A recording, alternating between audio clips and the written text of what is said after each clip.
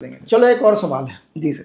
जिस तरह की सिचुएशन है पीओके भी आने वाला है जी। जो बातचीत चल रही है तो जमीन बढ़ने वाला है भारत की जो सीमा रेखा जो हमारी पुरानी सीमा रेखा थी वहां तक हम पहुंचने वाले हैं जी। तो जब जमीन की बात हो रही है तो क्या ये सही समय होगा जमीन में इन्वेस्ट करने का?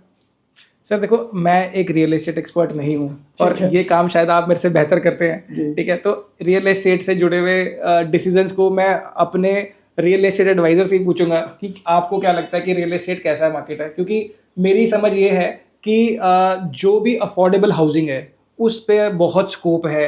वहाँ पे हमारी जो इकोनॉमी में जो नए बच्चे आ रहे हैं उनको घर खरीदना है और अर्बनाइजेशन ऑफ पॉपुलेशन हो रहा है, लोग विलेजेस से निकल के सिटीज की तरफ आ रहे हैं, न्यूक्लियर फैमिली हो रही है, न्यूक्लियर फैमिली की डिमांड बढ़ रही है, राइट। तो you have to take this forward कि आपको क्या लगता है मार्केट रियल एस्टेट की कैसी लगती है? मुझे भी एक चीज लगता है, देखिए इमोशनल इशू है घर का। लोगों को जमीन बोलते हैं ना, जमीन जायदाद से प्यार होता है और इसको अचल संपत्ति क्यों बोलते हैं कि ये संपत्ति आपके पास टिकने वाली है, राइट। गोल्ड निकल जाएगा, एफडी निकल जाएगा, पैसा निकल जाएगा, बहुत सारी चीजें हैं, लेकिन एक ऐसी प्रॉपर्टी है जो आपके बाद आपके अगले 7 पुश्तों तक स्थानांतरित होती है, राइट। फॉर एग्जाम्पल आज आपके पास जो प्रॉपर्टी आने वाली है हो सकता है आपके पिताजी ने खरीदा हो, आपके दादाजी से आई हो, उनके पिताजी ने दिया हो और वो आपसे अगले जनरेशन तक पास ऑन होगी। एब्सोल्युटली। दूसरी बात, इसका जवाब मैं देना चाहूंगा कि वार लाइक सिचुएशन में लैंड की वैल्यू कभी कम नहीं होने वाली है, एब्सोल्युटली, क्योंकि पॉपुलेशन तो बढ़ रही है, एब्सोल्युटली, और हमारी इकोनॉमी ने ग्रो करना है, एब्सोल्युटली। उसके साथ साथ हो सकता है थोड़ी पैनिक आए, तो मेरे समझ से वो समय होगा बाइंग का।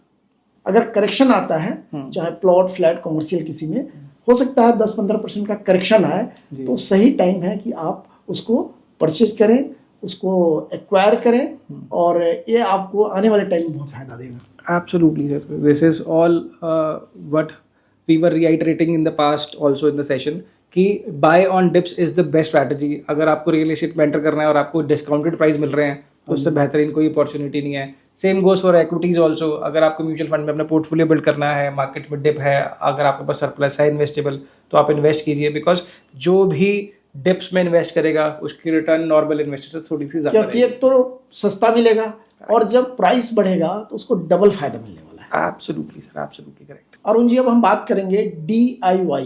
एक खास लोगों में प्रचलन है कि हम सारा काम खुद कर लें, चाहे एसेट मैनेजमेंट हो, चाहे म्यूचुअल फंड हो, इंश्योरेंस हो, रियल एस्टेट परचेज हो, गोल्ड तो चलो ठीक है खरीद लिया। क्या ये पॉसिबल है कि सब कुछ खुद कर लें और जो एक्सपर्ट है उनकी राय के बिना तभी उनको नुकसान होता है? इस पर आपकी क्या राय है?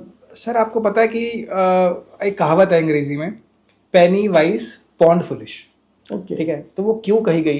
क्योंकि हम जब 1 रुपया बचाने के चक्कर में अपने 100 रुपये को दांव पे लगा देते हैं एकदम। तो हमें ये समझना पड़ेगा सर कि जो प्रोफेशनल है उसकी वैल्यू क्या है। अब आप समझो कि सर मुकेश अंबानी है, हमारे देश के सबसे रईस आदमी है, क्या वो अपनी इन्वेस्टमेंट्स खुद करते हैं? नहीं।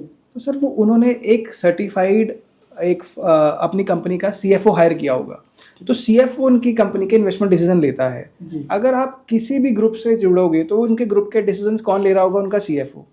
तो वो क्यों खुद डिसीजन नहीं लेना चाहते? जो फाइनेंशियल इंडस्ट्री में काम कर रहे हैं सर, वो अपना पोर्टफोलियो किसी और से मैनेज करवाते हैं। मैं अपनी पर्सनल बात करूं, मेरा पर्सनल पोर्टफोलियो मेरे पार्टनर मैनेज करते हैं। उसका रीजन क्या है? क्योंकि मैं जब अपने पोर्टफोलियो को मैनेज करूंगा तो मेरे अंदर बायसनेस आएगी ही आएगी, इमोशनल भी हो जाएंगे आप। यस। तभी आपने सर वो सुना होगा, डॉक्टर्स भी यूजुअली क्या करते हैं, अपनी ब्लड लाइन में ऑपरेशन खुद नहीं करते। वो क्यों नहीं करते सर? क्योंकि इमोशंस का बहुत बड़ा गेम है and DIY is very very dangerous. Correct. अभी मैंने कहीं अखबार में पढ़ा था, DIY क्या है? Do it yourself. ओके।